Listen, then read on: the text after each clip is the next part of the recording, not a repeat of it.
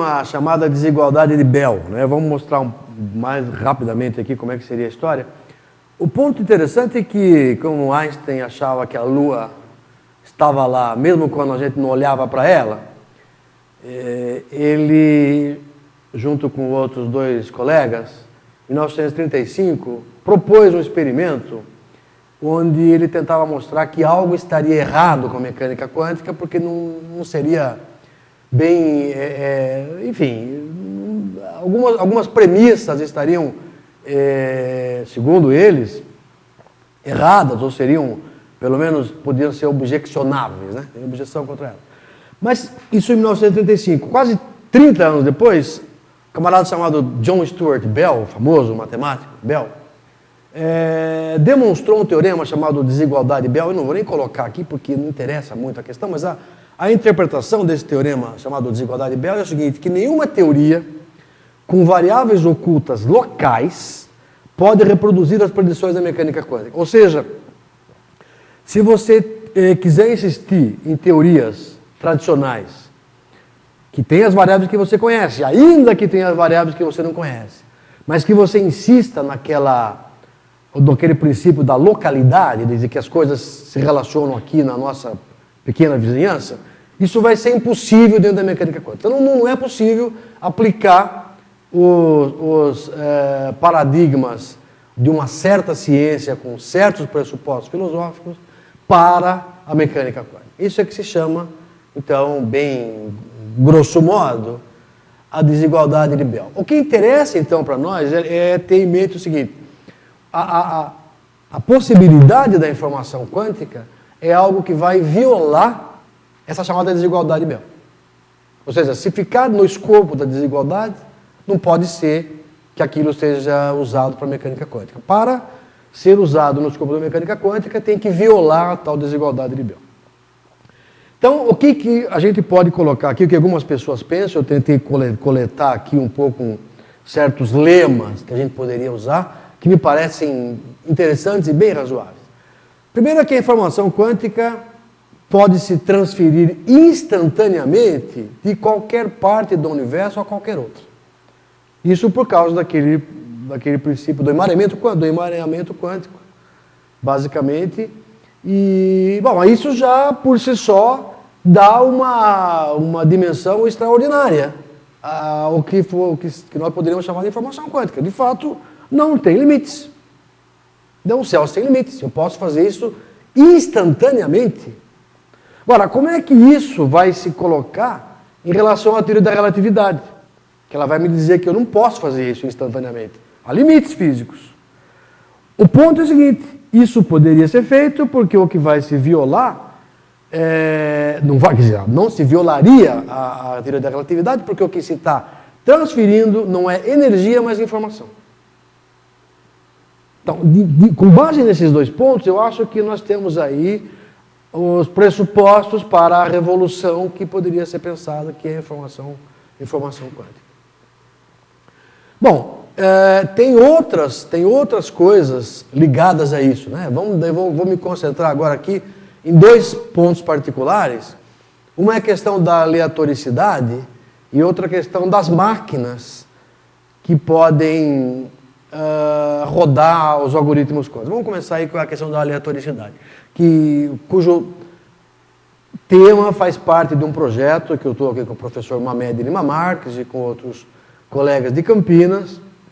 Nós estamos tentando aplicar alguns princípios ligados à chamada aleatoricidade quântica para obter alguns resultados que nós achamos que seriam muito interessantes. Não podemos dar detalhes agora, mas eu vou explicar onde está o problema.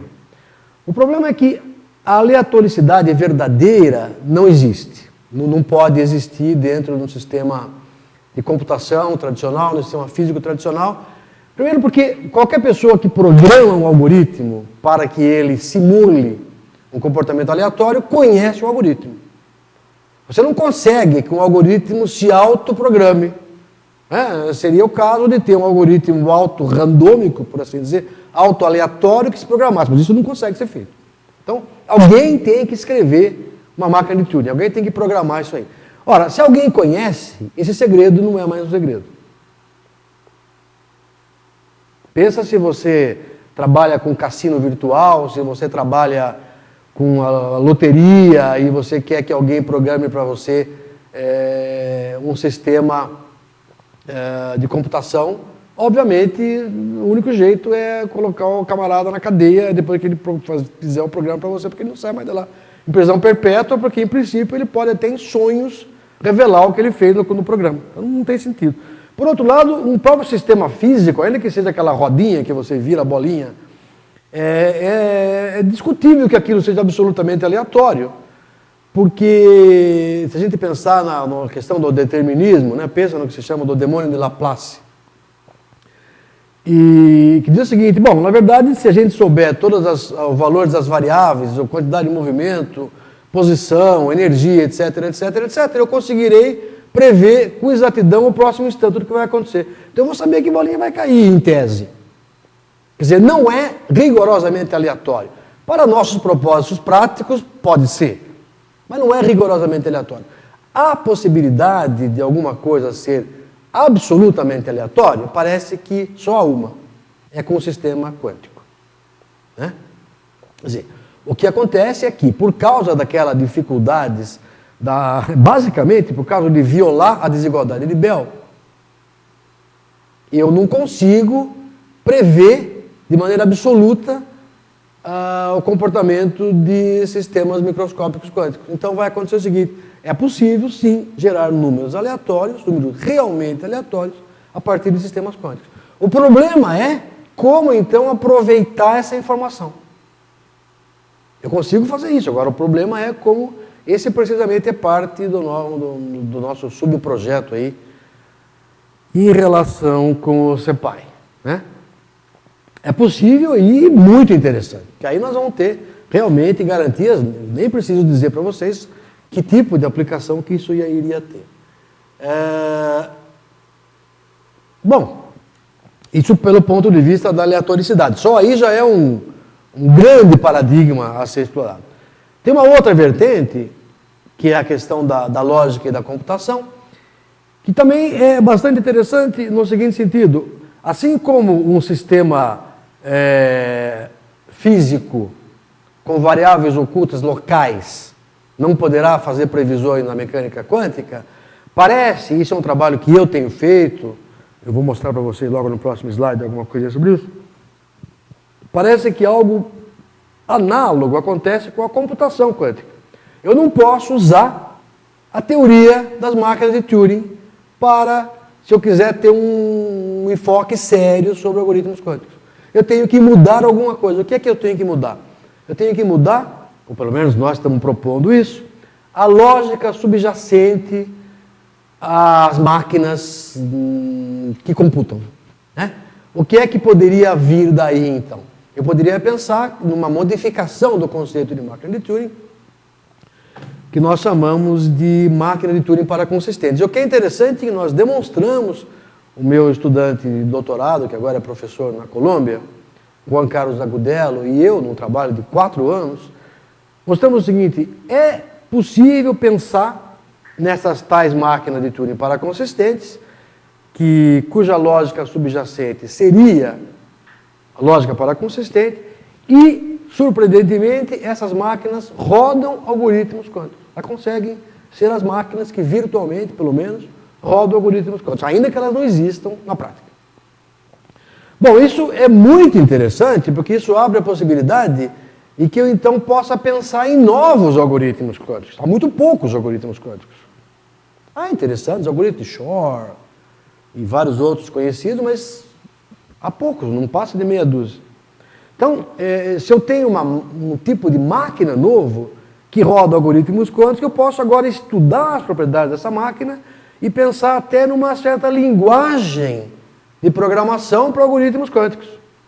Isso está pronto? Não.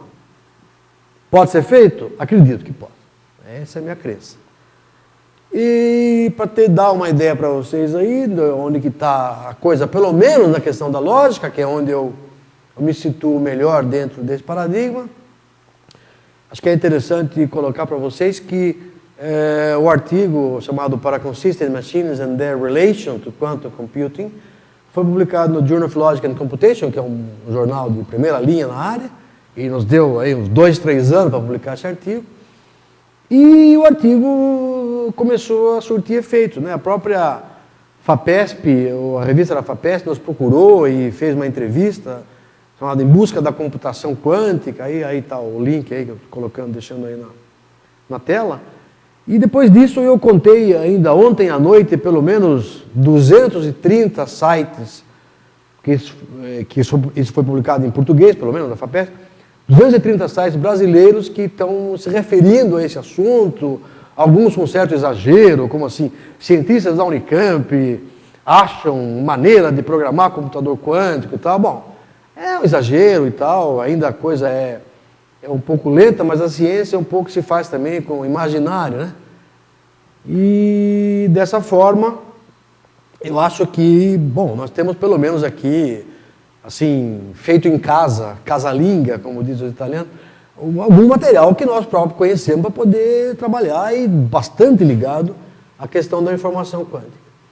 Bom, eu queria rapidamente terminar dizendo o seguinte, voltando ao tema aí do céu sem limite da informação quântica, dizendo o seguinte, bom, eu imagino que eu possa ter convencido vocês de que, então, existe um triângulo amistoso, para não dizer triângulo amoroso, entre a lógica, a computação e a informação, de tal maneira que tudo isso, então, sei lá, nos oferece um paradigma novo, com desafios impressionantes e com limites impensados, realmente impensados, os limites propostos pela teoria clássica da informação não se aplicam, os desafios são imensos, e eu acho que só posso dizer o seguinte, ousando contrariar o Einstein, né?